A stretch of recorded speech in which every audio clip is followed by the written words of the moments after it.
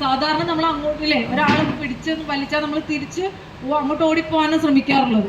ഇതിപ്പോൾ അതൊന്നും വേണ്ട. ഏറ്റവും ഈസി ആയിട്ട് ചെയ്യാവുന്നൊരു കാര്യം എന്താ, നമ്മൾ പിടിച്ചിരിക്കുന്ന ഈ കൈ അല്ലേ, ഇത് ശത്രുവാണ്, ഇത് ശത്രുവാണ് അല്ലേ, നമ്മളെ ആക്രമിക്കാൻ വന്ന ഒരാളാണ്, അദ്ദേഹത്തിനെയാണ് പിടിച്ചിരിക്കുന്നത്.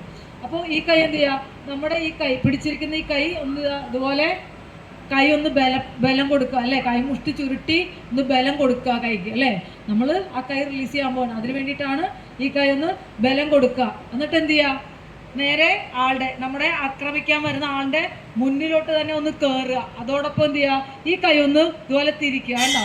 അതായത് ഈ നമ്മുടെ വിരലല്ലേ, വിരൽ തുമ്പ് എന്ന് പറയുന്ന ബലം കുറവുള്ളതാണ്. അപ്പം നമ്മൾ ചെയ്യുന്ന ഒരു കാര്യം, നമ്മളെ ആക്രമിക്കാൻ വരുന്ന ആള് ഇതുപോലെ പിടിച്ചിട്ടുണ്ട്, ആളുടെ ഈ വിരൽ തുമ്പ് കണ്ടോ, ഈ ഭാഗത്തേക്ക് നമ്മുടെ കൈയുടെ ഈ ബലമുള്ള അല്ലേ, നമ്മുടെ ഈ ബലമുള്ള ഭാഗം തിരിക്കുക. മനസ്സിലായോ? ഇതുപോലെ തിരിക്കുമ്പോൾ നമുക്ക് ഈ ഭാഗം ഓപ്പൺ ആയി കിട്ടും. അവിടെ കൂടി നമ്മൾ ഇതുപോലെ വലിച്ചെടുക്കുക കേട്ടോ. ഏറ്റവും ഈസി ആയിട്ട് വലിച്ചെടുക്കാൻ പറ്റും. നമുക്ക് ഒറ്റ കൈക്ക് വലിക്കാൻ പറ്റിയില്ലെങ്കിൽ എന്ത് ചെയ്യുക, അടുത്ത കൈ ആ കൈയിൽ നിന്ന് ഇതുപോലെ സപ്പോർട്ട് ചെയ്ത് കൊടുത്തിട്ട് ഇതുപോലെ വലിച്ചെടുക്കുക, ഈസി ആയിട്ട് വലിച്ചെടുക്കുക. അതോടൊപ്പം എന്ത് ചെയ്യുക, ഷൗട്ട് ചെയ്യുക കേട്ടോ. അതോടൊപ്പം ഷൗട്ട് ചെയ്യുക. അപ്പോൾ ഇവർ ചെയ്യേണ്ട പ്രവൃത്തി എന്താണെന്നുള്ളത് ഒന്ന് ഷാർപ്പായിട്ട് കാണിച്ചു തരും. അപ്പോൾ നിങ്ങളൊന്ന് വാച്ച് ചെയ്യുക. മനസ്സിലായോ? ഈസി അല്ലേ, ചെയ്യാൻ പറ്റും. ഇതിന് മാർഷൽ ആർട്സും കരാട്ടെ കളരി ഒന്നും പഠിക്കേണ്ട, ഏറ്റവും ഈസി ആയിട്ട് ചെയ്യാൻ പറ്റുന്ന ഒരു കാര്യമാണ് കണ്ടോ. ഇതുപോലെ കൈമുഷ്ടി ചുരുട്ടുക, നേരെ ആളുടെ അടുത്തേക്ക് കയറുക, നേരെ ഒന്ന് കൈ ഒന്ന് തിരിക്കുക, ഇവിടെ വെച്ചിട്ട് വലിച്ചെടുക്കുക. ഇതൊക്കെ ഒറ്റ സെക്കൻഡ് കൊണ്ട് ചെയ്യാൻ പറ്റുന്നൊരു കാര്യമാണ്, ഫാസ്റ്റായിട്ട് ചെയ്യാവുന്നൊരു കാര്യമാണ്. മനസ്സിലായോ? വളരെ ഫാസ്റ്റ്. നമുക്ക് നമ്മുടെ കയ്യിലൊരു പിടുത്തം വന്നു, അത് റോങ് ആണെന്ന് നമുക്ക് മനസ്സിലായി അല്ലേ, നമ്മൾ ഉപദ്രവിക്കാൻ ശ്രമിക്കുകയാണെന്ന് നമുക്ക് മനസ്സിലായപ്പോൾ തന്നെ എന്ത് ചെയ്യുക, ഫാസ്റ്റായിട്ട് നേരെ കൈമുഷ്ടി ഒന്ന് ചുറ്റുക, അടുത്ത കൈ പിടിക്കുക, ടപ്പ് ചെയ്ത് പറഞ്ഞ് വലിച്ചെടുക്കുക. അത്രേ ഉള്ളൂ, സിമ്പിളാണ് കാര്യം കേട്ടോ. രണ്ടേയും കൊണ്ടാണ് പിടിച്ച് വലിക്കണമെങ്കിലും നേരെ അതുപോലെ തന്നെ സെയിം പ്രോസസ്സൊക്കെ തന്നെയാണ്. ആ കൈമുഷ്ടി ഒന്ന് ചുരുട്ടി ബലം കൊടുക്കുക കണ്ടോ, പിടിച്ചിരിക്കുന്ന ഈ കൈ ഒന്ന് മുഷ്ടി ചുരുട്ടി ബലം കൊടുക്കുക. അതിനുശേഷം എന്ത് ചെയ്യുക, മുന്നോട്ട് ഒന്ന് കയറി വരിക. നമ്മൾ മുന്നോട്ട് കയറി വരുന്നത് എന്തിനാണ് നമ്മൾ ഈ ആളുടെ അടുത്തേക്ക് തന്നെ മുന്നോട്ട് കയറി വരുന്നതിൻ്റെ സാധാരണ നമ്മൾ എന്താ ചെയ്യുക, വലിച്ച് പുറകോട്ട് ഓടാനാണ് ശ്രമിക്കുന്നത്. ഈ ആക്രമിക്കാൻ വരുന്ന ഒരാളും അത് തന്നെയാണ് അയാളും പ്രതീക്ഷിക്കുന്നത് അല്ലേ. അയാൾ കയറി പിടിക്കുമ്പോൾ നമ്മൾ പുറകോട്ട് വലിഞ്ഞ് ഓടാൻ ശ്രമിക്കും എന്നുള്ളതാണ് അവരും പ്രതീക്ഷിക്കുന്നത്. പക്ഷെ നമ്മൾ ചെയ്യുന്നത് എന്താ, ആ അക്രമിയുടെ പ്രതീക്ഷയ്ക്ക് വിരുദ്ധമായിട്ട് നമ്മൾ എന്ത് ചെയ്യുക, ആളുടെ അടുത്തേക്ക് തന്നെ ഒന്ന് കയറുക. മനസ്സിലായോ? നമ്മൾ അടുത്തേക്ക് കയറുമ്പോൾ തീർച്ചയായിട്ടും അയാൾക്കൊരു ഭയം ഉണ്ടാവും. മനസ്സിലായോ? അയാളുടെ പ്രതീക്ഷയ്ക്ക് വിപരീതമായിട്ടാണ് നമ്മൾ ആളുടെ അടുത്തേക്ക് കയറുന്നത്. അപ്പോൾ എന്ത് ചെയ്തു, അയാൾ പെട്ടെന്നൊന്ന് ഷോക്കാവും. കാരണം ഞാൻ ഇങ്ങോട്ട് വലിക്കാൻ ശ്രമിക്കുമ്പോൾ ഇങ്ങോട്ട് തന്നെ വരുന്നു. മനസ്സിലായോ? അപ്പം ആ സെക്കൻഡിൽ തന്നെ എന്ത് ചെയ്യുക, നമ്മുടെ കൈ നേരെ കണ്ടോ, ആ കൈ മുഷ്ടി ചുരുട്ടി ഈ ബലം കൊടുത്തുകൊണ്ട് ഈ കൈ സപ്പോർട്ട് ചെയ്തുകൊണ്ട് കണ്ടോ നേരെ വലിച്ചെടുക്കുമ്പോൾ ഒരു കാര്യം ശ്രദ്ധിക്കണം. എങ്ങോട്ട് വലിച്ചെടുക്കും, സൈഡിലേക്ക് വലിച്ചെടുക്കണം. അല്ലെങ്കിൽ എന്ത് പറ്റും, നേരെ വലിച്ചാൽ എന്ത് പറ്റും ഇല്ലേ, നമ്മുടെ ദേഹം കണ്ടോ, അതേ ആൻറ്റി നേരെ വലിച്ചെടുക്കാൻ പറ്റണോ, നേരെ വന്ന് നമ്മുടെ മൂക്കിൽ തന്നെ ഇടിക്കില്ലേ, നമുക്ക് പരിക്കാക്കില്ലേ. അങ്ങനെ ചെയ്യാൻ പാടില്ല. എന്ത് ചെയ്യണം, നേരെ ഏതെങ്കിലും വശത്തേക്ക് വലിച്ചെടുക്കുക, സൈഡിലേക്ക് വലിച്ചെടുക്കുക. അല്ലെങ്കിൽ നേരെ വലിച്ചു കഴിഞ്ഞാൽ ഒന്നില്ലെങ്കിൽ നമ്മുടെ മൂക്കിൽ കൊള്ളും, അതല്ലെങ്കിൽ നേരെ വന്ന് നമ്മുടെ നെഞ്ചത്ത് തന്നെ കൊള്ളാനുള്ള ചാൻസ് ഉണ്ട്. അപ്പോൾ ഏതെങ്കിലും സൈഡിലേക്ക് വലിച്ചെടുക്കുക, ഷൗട്ട് ചെയ്യുക, അവിടെ നിന്ന് പോവാ ചെയ്യില്ലേ. ഇങ്ങനെയാണെങ്കിലോ, ഇങ്ങനെ രണ്ട് കൈയിലും പിടിച്ച് വലിച്ചുകൊണ്ടുപോകാൻ ശ്രമിച്ചാൽ നമ്മൾ ചെയ്തുകൊണ്ടാവും. നേരെ എന്ത് ചെയ്യുക, ആ കൈ മുഷ്ടി ഒന്ന് ചുരുട്ടി പതുക്കെ ആണോ പിടിച്ചു. ഈ കൈ നേരെ എന്ത് ചെയ്തു, ആ കൈ ഒന്ന് ബലം കൊടുത്തു ഉണ്ടോ. നമുക്ക് എന്ത് ചെയ്യുക, ഒരു സ്റ്റെപ്പ് നേരെ ആളുടെ മുന്നിലേക്ക് തന്നെ കയറുക, ആ കൈ ഒന്ന് തിരിച്ചെടുത്തിട്ട് എന്ത് ചെയ്യുക, നമ്മളെ ഉപദ്രവിക്കാൻ വരുന്ന ആളുടെ താടി കൊണ്ടുപോയിട്ട് ഒരൊറ്റടി ഒറ്റടിയാൻ കൊടുക്കാം, ആളുടെ ബോഡി ബാലൻസ് കളയാം. ഇപ്പൊ എന്ത് ചെയ്യും, ആള് താഴെ വീഴും, അല്ലെങ്കിൽ അയാള് പുറകോട്ട് തെന്നി മറിഞ്ഞു പോകും. അപ്പൊ നമ്മൾ എന്ത് ചെയ്യാ, ഓടിപ്പോണം അവിടെ നിന്ന്. മനസ്സിലായോ? നമ്മളൊരു ഇടിയും കൊടുത്തിട്ട് അവിടെ നിൽക്കണ്ട, ഓടി രക്ഷപ്പെടണം ഇല്ലേ. ഒരൊറ്റ ഇടി നമ്മൾ ഇടി കൊടുക്കുമ്പോ എന്ത് വേണം, നമ്മുടെ ഈ ഫിംഗറിന്റെ തുമ്പ് കൊണ്ടുപോയിട്ട് ഇതുപോലെയല്ല ചെയ്യേണ്ടത്. എന്ത് ചെയ്യാ, കൈ നന്നായിട്ട് ചുരുട്ടി പിടിക്കുക. മനസ്സിലായോ? എന്നിട്ട് എന്ത് ചെയ്യാ, കൈയുടെ ഈ ഭാഗം ഇല്ലേ, നെക്കിള് നമ്മുടെ ഈ ഭാഗം കൊണ്ടുപോയിട്ട് നേരെ പോയിട്ട് ഇതുപോലെ കണ്ടോ, ഇതുപോലെ ഒറ്റടിയാൻ കൊടുക്കണം. അല്ലേ, ഒറ്റടി ഇത് വെച്ചിട്ട്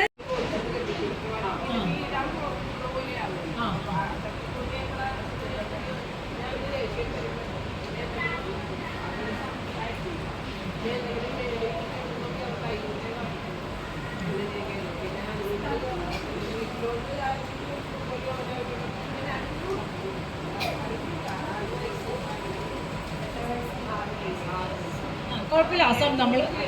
ആ അപ്പം നമ്മളെ ഒക്കെ വരുമ്പോൾ നമ്മുടെ ഏറ്റവും അടുത്ത റിലേറ്റീവ്സിന് അറിയാൻ പറ്റും നമ്മുടെ മക്കൾ എന്താണ് എന്നുള്ളത് അറിയാൻ പറ്റും. ചിലപ്പോൾ നമ്മുടെ ഒരു അകന്ന ബന്ധുക്കളോ അല്ലെങ്കിൽ ചിലപ്പോൾ നമ്മുടെ പരിചയക്കാരോ ഒക്കെ വരുമ്പോൾ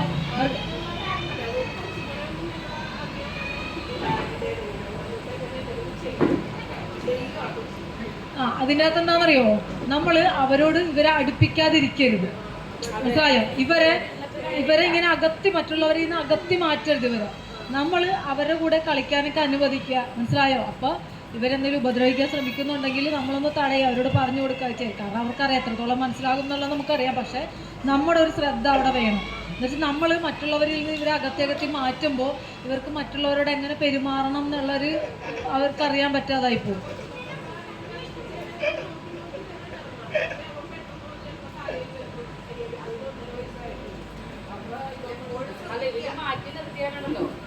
സമൂഹത്തിൽ നിന്ന് തന്നെ മാറി മാറി ഉൾവലിഞ്ഞു പോകും. മനസ്സിലായ? ഇവർക്ക് ഈ പറഞ്ഞ പോലെ ഒരുപാട് കഴിവുകളുണ്ടാവും കുട്ടികൾക്ക്. എന്തൊക്കെ കഴിവാണെന്ന് നമ്മളവരെ കണ്ടുപിടിക്കണം. മനസ്സിലായോ? എന്നാലേ അവരതിലേക്ക് ചിലപ്പോൾ ഫുട്ബോൾ നന്നായിട്ട് കളിക്കുന്നവരുണ്ടാവും, ചിലപ്പോൾ നന്നായിട്ട് പടം വരയ്ക്കുന്ന കുട്ടികളുണ്ടാവും. അങ്ങനെ ഒരുപാട് കഴിവുകളുണ്ടാവും ഈ കുട്ടികളിൽ. അല്ല, എല്ലാ കുട്ടികളിലും ഉണ്ട്, ഈ കുട്ടികൾക്ക് മാത്രമല്ല. ഇവർക്ക് സ്പെഷ്യൽ കുട്ടികളെന്ന് പറയുന്നത് തന്നെ അതുകൊണ്ടാണ്. നല്ല കഴിവ് ഇവർക്ക് മറ്റുള്ളവരെക്കാൾ കൂടുതൽ കഴിവുണ്ടാവും. പക്ഷെ അത് നമ്മൾ കണ്ടുപിടിക്കണം എന്താണ് ഇവരുടെ കഴിവെന്നുള്ളത്. അപ്പോഴേ നമുക്ക് അതിലേക്ക് അവരെ തിരിച്ചുവിടാൻ പറ്റുള്ളൂ. നന്നായിട്ട് പെയിന്റ് ചെയ്യുന്ന അല്ലെങ്കിൽ പടം വരക്കുന്ന കുട്ടികളൊക്കെ എനിക്ക് അതിനകത്തേക്ക് കൂടുതൽ അവരെ കോൺസെൻട്രേറ്റ് ചെയ്ത് കഴിഞ്ഞാൽ അവരിങ്ങനെ മറ്റുള്ളവരെ ഉപദ്രവിക്കണം. നമ്മൾ ചിന്തിക്കുന്നതാണ് അതൊക്കെ, അവർക്കറിയില്ല. പ്രായം അതാണ്. മനസ്സിലായോ? അല്ല, അപ്പൊ നമ്മളൊന്ന് മാറ്റിക്കഴിഞ്ഞു കഴിഞ്ഞാൽ ഇവർക്ക് എങ്ങനെ പെരുമാറണാലും മറ്റുള്ളവരോട് എങ്ങനെ പെരുമാറാനോ ബിഹേവ് ചെയ്യണമെന്നുള്ളതൊക്കെ ഇവർക്ക് അറിയാൻ പറ്റും. ഇപ്പോൾ ഇവർ എപ്പോഴും ആരെ കാണുമ്പോൾ അടിക്കാം അല്ലെങ്കിൽ ഉപദ്രവിക്കാം എന്നുള്ളൊരു മൈൻഡ് ആയിപ്പോകും. അല്ലെങ്കിൽ അവരെ നമ്മളിങ്ങനെ മാറ്റും. ഒരിക്കലും അങ്ങനെ ചെയ്യരുത്. കാരണം നമ്മളെവിടെ പോകുമ്പോഴും അവരെ കൊണ്ടുപോവുക, മറ്റുള്ളവരുമായിട്ട് ഇടപഴകാൻ അനുവദിക്കും. പക്ഷേ മറ്റുള്ളവരായിട്ട് ഇടപഴകുമ്പോൾ എന്ത് വേണം? നമ്മളുടെ ഒരു ശ്രദ്ധ അവിടെ വേണം, നമ്മുടെ പ്രസൻസ് വേണം അവിടെ. ആരോട് എങ്ങനെ ചെയ്യുന്നു എന്നുള്ളത് നമ്മളൊന്ന് നോക്കുക. അതുപോലെ തന്നെ ഇവർ മറ്റുള്ളവരെ ഉപദ്രവിക്കാൻ ശ്രമിക്കുന്നുണ്ടെങ്കിൽ, കാരണം നമ്മൾ കുറച്ച് ബുദ്ധിമുട്ടേണ്ടി വരും അവരുടെ കാര്യത്തിൽ. പക്ഷെ നമ്മൾ കുറച്ച് കെയർ വെച്ച് കഴിഞ്ഞാൽ ഇവർ തനിയെ കുറേയൊക്കെ മാറ്റങ്ങൾ വരും. മറ്റുള്ളവരോട് ഇടപഴകി വരുമ്പോഴത്തേക്കും കുറേ മാറ്റങ്ങൾ വരും. അവർക്കത് അറിയില്ലാത്തത് കൊണ്ടാണ് അവർ ചെയ്യുന്നത് എന്നുള്ളത് നമ്മളൊന്ന് മനസ്സിലാക്കി വെക്കുക. ഇവിടെ ഇരുന്നാൽ ഇവർക്കറിയാൻ പറ്റില്ലത്. എന്നാൽ അവിടുന്ന് പതിയെ അറിയാമല്ലോ എന്തുകൊണ്ടാണത് പറയുന്നതെന്ന് അമ്മമാർക്ക് മനസ്സിലാവില്ലേ? ഒരിക്കലും ആ ഒരു അവസ്ഥയിലേക്ക് കൊണ്ടെത്തിക്കരുത്. കാരണം അതൊക്കെ ഭയങ്കര ടെൻഡൻസി കൂടുതലുള്ള ആൾക്കാർ, അല്ലെങ്കിൽ പെട്ടെന്ന് പുരുഷന്മാരെ സംബന്ധിച്ച് പെട്ടെന്ന് ഒരു ടെൻഡൻസിയൊക്കെ വരുന്നത്. അതുകൊണ്ട് ഒരിക്കലും പോയിട്ട് ആരുടെയും മടിയിൽ കയറ്റി ഇരുത്തുകയോ ഇരിക്കാനോ അനുവദിക്കരുത് കേട്ടോ. ഇവിടെ ഇരുന്നാൽ ഇവർക്കറിയാൻ പറ്റില്ലത്. എന്നാൽ അവിടുന്ന് പതിയെ അറിയാമല്ലോ എന്തുകൊണ്ടാണത് പറയുന്നതെന്ന് അമ്മമാർക്ക് മനസ്സിലാവില്ലേ?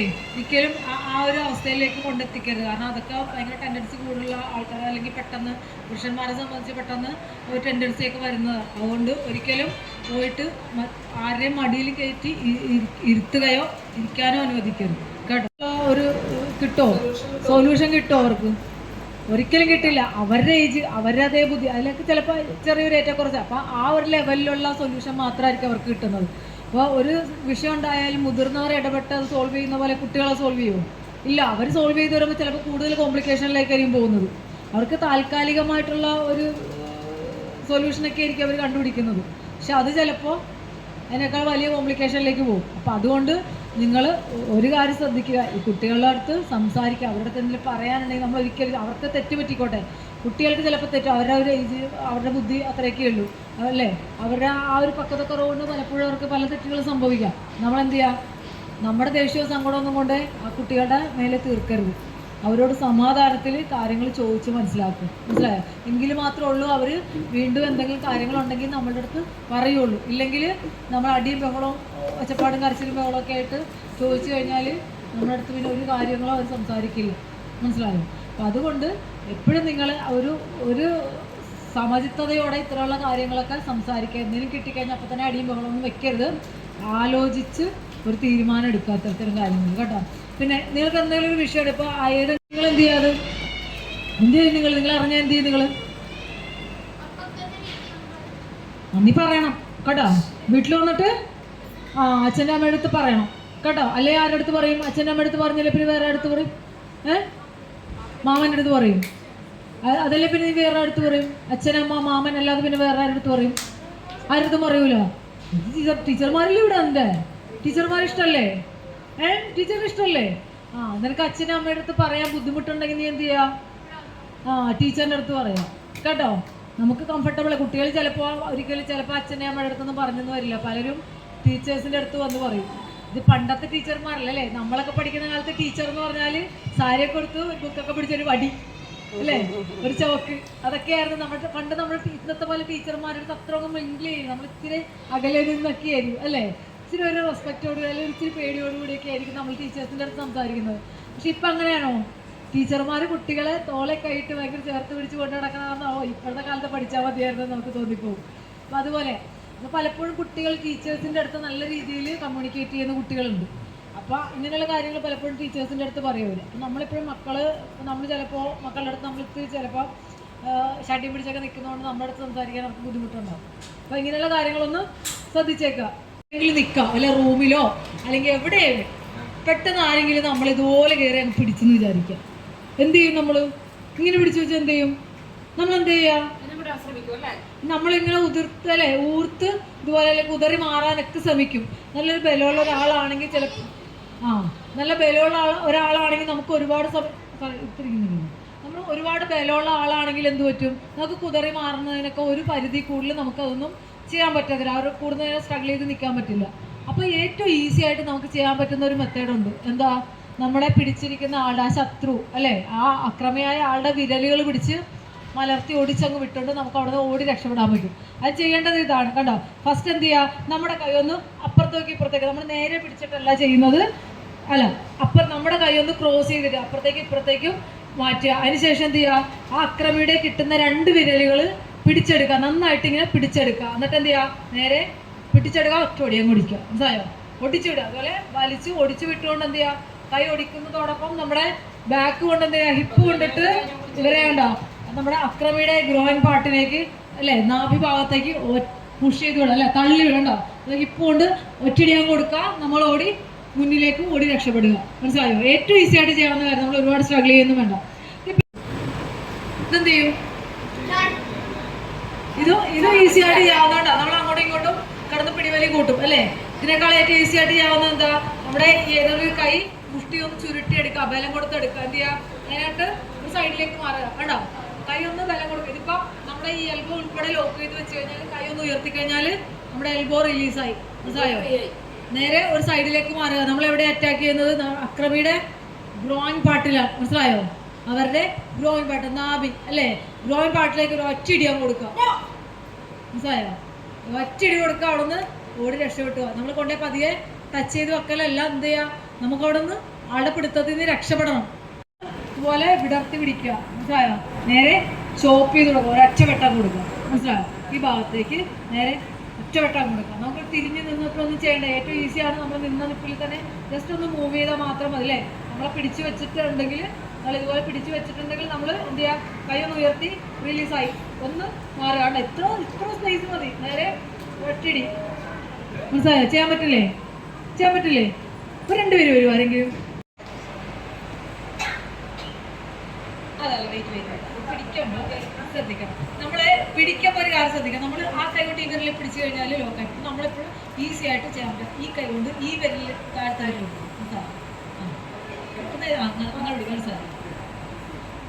മനസ്സിലായില്ലേ? അത് ചെയ്യാൻ പറ്റും. ഇനി ഫുള്ള് പിടിച്ച്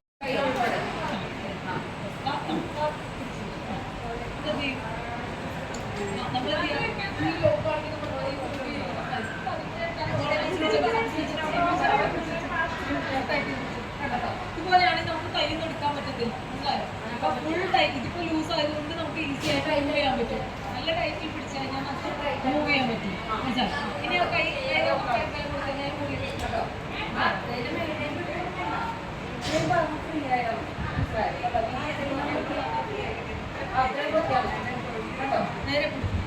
ഇവിടെ ദേവ സൈഡിലേക്ക് മൂവ് ചെയ്യാം.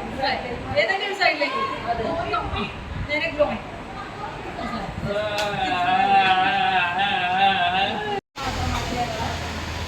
ഇതിപ്പോ ഇതില് ഇങ്ങനെ പിടുത്തം വരാനുള്ള പോസിബിലിറ്റി ഇല്ലാതെയൊന്നുമില്ല. ഈ ഭാഗത്തേക്കൊക്കെ ആണെങ്കിൽ ഈ രീതിയിൽ പെട്ടെന്ന് ഇതുപോലെ പിടിക്കാം. മനസ്സിലായോ? അങ്ങനെ ഒരു സിറ്റുവേഷൻ വന്നാലും ഏറ്റവും ഈസി ആയിട്ട് ചെയ്യാവുന്നത് മൂവിയാ ഗ്ലോയിലൊക്കെ ആക്കിയ നമ്മുടെ കൈ പിടിച്ചു വെച്ചിട്ടുണ്ടെങ്കിൽ മാത്രമേ ഉള്ളൂ, മനസ്സിലായോ? കൈ ലോക്ക് ആണെങ്കിൽ മാത്രം നമ്മൾ കൈ റിലീസ് ചെയ്യാൻ വേണ്ടിയിട്ടാണ് ഇങ്ങനെ ഒരു മൂവ്മെന്റ് എടുക്കുന്നത്, മനസ്സിലായോ? അതെല്ലാം നമ്മൾ ഈസിയായി നമുക്ക് നേരെ മൂവ് ചെയ്യാൻ വേണം കൊടുക്കാം. ഈ നമ്മൾ അറ്റാക്ക് ചെയ്യണം, നമുക്കൊരു ഇത് വേണം, അതായത് നമുക്കൊരു സെൻസ് വേണം, പ്രസൻസ് ഓഫ് ഇത് വേണം. അതല്ലെങ്കിൽ നമുക്ക് എവിടെയാണ് അയാളെ അറ്റാക്ക് ചെയ്യാൻ പോകുന്നത് എന്ന് നമുക്കറിയാൻ പറ്റും അല്ലേ? നമുക്കൊരു കാൽക്കുലേഷൻ ഉണ്ട്, അയാൾ എന്നെ ഇങ്ങനെ പിടിച്ചോണ്ടാണ് എനിക്ക് രക്ഷപ്പെടണം, അയാളുടെ എവിടെ അറ്റാക്ക് ചെയ്താലാണ് എനിക്ക് രക്ഷപ്പെട്ട് പോകാൻ പറ്റുന്നതെന്ന് നമ്മൾ അല്ലേ പ്രസൻസ് ഓഫ് മൈൻഡ് ഉണ്ടാവണം. എങ്കിലാണ് നമുക്ക് അയാളുടെ നെഞ്ചുകൂമ്പിൽ ഇടിക്കണോ, ഗ്രോയിൻ പാട്ടിൽ ഇടിക്കണോ, കണ്ണി കുത്തണോ, ചെവിട്ടടിക്കണം എന്നൊക്കെ തീരുമാനിക്കുന്നത് ഒറ്റ ടൈമിലെടുക്കുന്ന ഒരു തീരുമാനമാണ്, മനസ്സിലായോ? അപ്പോൾ പ്രസൻസ് ഓഫ് മൈൻഡ് ഉണ്ടായിരിക്കുക, നമ്മൾ പെട്ടെന്ന് പാനിക്കായി പോകാതിരിക്കുക, പേടിച്ചാലും പെട്ടെന്ന് റിക്കവർ ആകുക, മനസ്സിലായോ? അത് റിക്കവർ ആകാനുള്ള മെത്തേഡാണ് ഈ പറഞ്ഞു തരുന്നത്. നമുക്ക് എന്തെങ്കിലുമൊക്കെ അറിയാൻ ചെയ്യാൻ പറ്റുന്ന ഒരു കോൺഫിഡൻസ് ഉണ്ടെങ്കിൽ നമുക്ക് പെട്ടെന്ന് തന്നെ നമ്മളൊന്ന് റിക്കവർ ആകും, മനസ്സിലായോ? നമ്മുടെ മൈൻഡാണ് ഒന്ന് സെറ്റ് ചെയ്ത് വെക്കേണ്ടത്. നമ്മൾ പെട്ടെന്ന് ഉണ്ടാകുന്ന ഒരു അക്രമണത്തിൽ ആരും പതറിപ്പോകും. സെക്കൻഡിൽ ഒന്ന് റിക്കവർ ആവണമെങ്കിൽ നമുക്ക് എന്തെങ്കിലുമൊക്കെ അറിഞ്ഞിരിക്കണം. ഇപ്പൊ നമ്മൾ ഇതുപോലെ ചെയ്തു, നമ്മളെ അറ്റാക്ക് ചെയ്യാൻ ശ്രമിച്ചിട്ട് കൊണ്ടില്ല, ഇത് റിലീസ് ചെയ്യാൻ പറ്റിയില്ല എന്ന് വിചാരിക്കാം, മനസ്സിലായോ? നമുക്ക് പിന്നെ അടുത്ത് ചെയ്യാൻ പറ്റുന്നത് എന്താ? നമ്മുടെ കൈ ഫ്രീ അല്ലേ, നേരെ ഇതുപോലെ എൽബോ കൊണ്ടിട്ട് പോയി നേരെ ഇതുപോലെ അറ്റാക്ക് ചെയ്യാം, മനസ്സിലായോ? ചിലപ്പോ ഇത് ചെയ്യുമ്പോ അറിയാവുന്ന ഒരാളാണെങ്കിൽ എന്ത് ചെയ്യും, ആള് ഇതുപോലെ മാറും. അപ്പൊ ആ മാറുന്ന ഉറപ്പുണ്ടെങ്കിൽ നമ്മൾ എന്ത് ചെയ്യാം, ഇതുപോലെ ഇട്ടിട്ട് കൊടുക്കുക, മനസ്സിലായോ? ഈസി ആയിട്ട്. അത് ഈ ഭാഗത്തല്ലേ, ഈ ഭാഗത്തായിട്ട് അറ്റാക്ക് വരുന്ന നേരെ ഇതുപോലെ പോയിട്ട് നേരെ ഇതുപോലെ അറ്റാക്ക് ചെയ്ത് കൊടുക്കുക. ഈ ഒരു അറ്റാക്ക് നല്ല പവർഫുൾ ആയിട്ടുള്ള അറ്റാക്ക് നമ്മൾ ഈ ഭാഗം നേരെ ഇതുപോലെ പോയി ചെയ്യാം കേട്ടോ. ചെയ്യുന്നത് ഷാർപ്പായിട്ട് ചെയ്യും കേട്ടോ. നമുക്ക് രക്ഷപ്പെടാൻ പറ്റില്ല എന്നൊരു സാഹചര്യത്തിൽ മാത്രമാണ് നമ്മൾ ഇതെല്ലാം ഉപയോഗിക്കുന്നത്. ആ ഒരു ബോർഡ് വരുമ്പോൾ നിങ്ങൾക്ക് ഇത് ഊരിയെടുക്കാൻ പറ്റുന്നില്ല അല്ലേ? ഊരിയെടുക്കാൻ പറ്റുന്നതിന് മോശക്കാരനായ ഒരാളാണ്, നമുക്ക് അവിടെ രക്ഷപ്പെട്ടേ മതിയാവും. നമുക്ക് ഏറ്റവും എളുപ്പം ചെയ്ത രണ്ട് പേരെല്ലാം വന്നു നേരെ കണ്ണിലേക്ക് ഇട്ട് കൊടുക്കാൻ അല്ലേ? ശക്തമായിട്ട് നമുക്ക് കിട്ടാം. ചെവി തുടങ്ങുന്ന ശക്തമായിട്ട് ഞാൻ അതാ നേരത്തെ പറഞ്ഞത്, നമ്മുടെ കൈക്കുണ്ടാളിലൊക്കെ നല്ല പവറുണ്ട് അല്ലേ? നല്ല ബലമുണ്ട് നമ്മുടെ കൈക്കുണ്ടാളിൽ. ഈ രണ്ട് പേരുടെ മതി നമ്മുടെ കണ്ണിലേക്ക് ശക്തമായിട്ട് ആഞ്ഞു കിട്ടാം. വേണ്ട നമുക്ക് നേരെ മൂക്കിലേക്ക് ശക്തം അല്ലേ? ചെറിയൊരു ഇടിയൊക്കെ കൊണ്ടാൽ തന്നെ നമ്മൾ ചെറുതിലേക്ക് വീഴുമ്പോൾ ആദ്യം വീടാവണം മൂക്കാണ് അല്ലേ? ചെറിയൊരു തട്ടിയാൽ തന്നെ മൂക്കൊക്കെ വീടാം. അപ്പം ശക്തമായിട്ട് ഇടി കൊടുക്കാം. നേരെ നമുക്ക് തൊണ്ടയിലേക്ക് ഇതൊക്കെ വീക്കർ പോയിന്റുകൾ പറഞ്ഞ കാര്യം വീണ്ടും തൊണ്ടയിലേക്ക് കുത്തുകയോ ഇടിക്കുകയോ തൊണ്ടയിലേക്കൊക്കെ ജസ്റ്റ് തട്ടുമ്പോൾ തന്നെ സൗണ്ട് വ്യത്യാസം വരുന്നുണ്ട്. അപ്പം ശക്തമായിട്ടൊരു ഇടിയാണെങ്കിൽ നല്ല പരിക്കാവും. അതുപോലെ ചെവിയിലേക്ക് അടിക്കുമ്പോൾ കവളത്തേക്ക് എന്താ കൊണ്ടുപോകേണ്ടത്, നമ്മുടെ വിരലുമല്ല, ഈ ഭാഗമാണ് നമ്മുടെ കൈപ്പത്തി അല്ലെ? കൈയുടെ ഉൾക്കൈയാണ് ചെവിയിലേക്ക് ചെന്ന് അടിക്കേണ്ടത് അല്ലെ? ചെവിക്കെല്ലാം അടിച്ചു പൊട്ടിക്കാനല്ല, കർണപടം പൊട്ടിപ്പോകണം. ആ രീതിയിലായിരിക്കും നമ്മൾ അടിക്കുന്നത്. അതൊക്കെ കവളത്തുള്ള ചെവിയാണ്. ഓക്കെ, അടിക്കാം. അതല്ല നെഞ്ചിരിക്കുമ്പിലേക്ക് അല്ലെ? നെഞ്ചിരിക്കുമ്പൊക്കെ നമുക്ക് നേരത്തെ പറഞ്ഞ പോലെ വീഴുമ്പോഴൊക്കെ ശ്വാസം പോലും നിലച്ചു പോകുന്ന ഒരു സ്ഥലമാണ്. 2 സെക്കൻഡ് കഴിഞ്ഞാൽ ശ്വാസം പോകുന്നത്. ആ സ്ഥലങ്ങളിൽ അവിടെ ശക്തമായിട്ട് നമുക്ക് ചെയ്യാം. ഒരു ഡ്രോയിങ് സ്റ്റെപ്പ് മാറാനുള്ള സ്പേസ് ഒന്നും കിട്ടില്ല.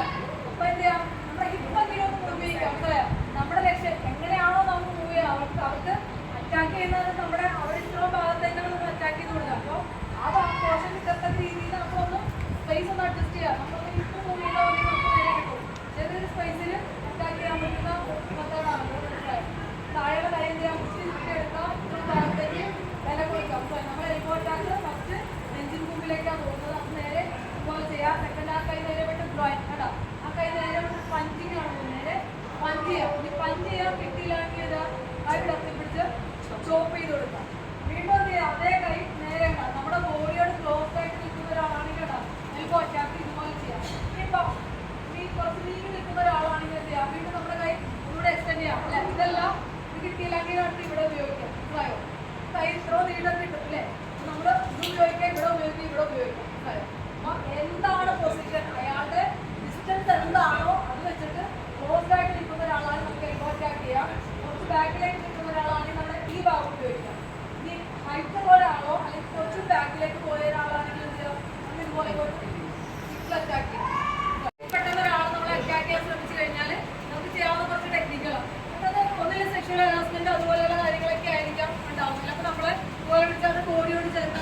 അല്ലേ? കിസ് ചെയ്യാനോ അല്ലെ ഹഗ് ചെയ്യാനോ ശ്രമിക്കുന്നതായിരിക്കും. മനസ്സിലായോ? അങ്ങനെ വരുന്ന സമയത്ത് നമുക്ക് ചെയ്യാവുന്ന ടെക്നിക്കുകൾ ഫസ്റ്റ് നേരത്തെ കാണിച്ച പോലെ നമ്മുടെ കൈ കണ്ണിലുണ്ടാവും. നേരെ പോയിട്ട് കണ്ണിലൊന്ന് കുത്തി കയറ്റുക. ഫിംഗർ ടൈറ്റ് ചെയ്ത് പിടിക്കാൻ നേരെ പോയിട്ട് കണ്ണിലൊന്ന് കുത്തി വിടുക. മനസ്സിലായോ? കുത്തി തള്ളി വിടാൻ പറ്റണം അങ്ങനെ വിടുക. അതല്ലെങ്കിൽ എന്ത് ചെയ്യാം? കുത്തിയത് ഇതുപോലെ കഴിഞ്ഞ് നേരത്തെ താഴത്തേക്ക് വലിക്കുക. കുത്തി കഴിഞ്ഞ് താഴത്തേക്ക് വലിക്കുക. മനസ്സിലായോ? ഇത് ചെയ്യാം. ഇതല്ലെങ്കിൽ ചെയ്യാവുന്ന ടെക്നിക്ക് കൈ ഇതുപോലെ പിടിച്ചിട്ട് എന്ത് ചെയ്യാം? ചെവി ഇവിടെയൊക്കെ നമുക്ക് അടിയാൽ അടിക്കാം. മനസ്സിലായോ? അടി അടിക്കാം. നമ്മൾ വെറുതെ ടച്ച് ചെയ്യല്ല. ഇതുപോലെ പിടിച്ചിട്ട് ജസ്റ്റ് ഒന്ന് പിടിച്ചു പിടിക്കാം. നേരെ പോലെ അടി അടിക്കും. നേരെ ഇതുപോലെ ചേർത്ത് അടിക്കാം. അതോടൊപ്പം എന്ത് ചെയ്യാം? അടി എടുത്തു കഴിഞ്ഞാൽ കൃത്യമായിട്ട് നമ്മുടെ ഫിംഗർ ഇവിടെ എത്തും. കണ്ണിലേക്ക് കുത്തുക, തള്ളി ഇടുക. മനസ്സിലായോ? അത് കുത്തി തള്ളി ലിഫ്റ്റിന്റെ ഭിത്തിയിലേക്ക് തള്ളിയിടുക. നമുക്ക് ഏറ്റവും ചെയ്യാവുന്ന ഇതുണ്ടോ ഈ ഭാഗത്ത് പതി കൊടുക്കും. മനസ്സിലായോ? അത് പതുക്കെയല്ല, കൈ ടൈറ്റ് ചെയ്യുക. മാക്സിമം ടൈറ്റ് എത്രത്തോളം നമുക്ക് കിട്ടുമോ അതിൽ നമ്മൾ പഞ്ച് ചെയ്ത് കൊടുക്കുക. അതല്ലെങ്കിൽ നമ്മൾ ചേർത്ത് വെച്ച് കെട്ടിപ്പിടിച്ച് വെച്ചേക്കാം. നേരെ പോയിട്ട് ഡ്രോയിങ് പിൻ ചെയ്ത് കൊടുക്കാം. മനസ്സിലായോ? ഡ്രോയിൽ പിൻ ചെയ്ത് കൊടുക്കാം. നല്ല രീതിയിൽ ഡ്രോയിൽ പിൻ ചെയ്ത് കൊടുക്കാം കേട്ടോ. അതൊക്കെ ചെയ്യാവുന്ന. അതല്ലെങ്കിൽ പിന്നെ കൈ ഇതുപോലെ എടുക്കാൻ പറ്റുന്ന പുഷ് ചെയ്ത് മാറ്റുക. ഇനി നമ്മുടെ കഴുത്ത് അല്ലേ? കഴുത്ത് ഇതുപോലെ ചോദിക്കാൻ ശ്രമിച്ചാൽ നമുക്ക് ചെയ്യാവുന്ന ഇതുപോലെ ഇത് ചെയ്യാം. ഇത് ചെയ്യാം. പിന്നെ അതല്ലെങ്കിൽ ഇതുപോലെ കൈ ഇതുപോലെ കൊണ്ടുവന്നിട്ട് മനസ്സിലായോ? ഒരു കൈയുടെ മുകളിൽ കാണാൻ പറ്റുന്നില്ലേ? അത് ഈ കൈയുടെ മുകളിൽ കൂടി ഇങ്ങനെ കൊണ്ടുവന്നിട്ടുക. നേരെ ഇതുപോലെ കേട്ടോ. ഏറ്റവും ഈസി ആയിട്ട് ചെയ്യാവുന്ന നമ്മളിതുപോലെ കട്ടയൊക്കെ കളയുക. നമ്മുടെ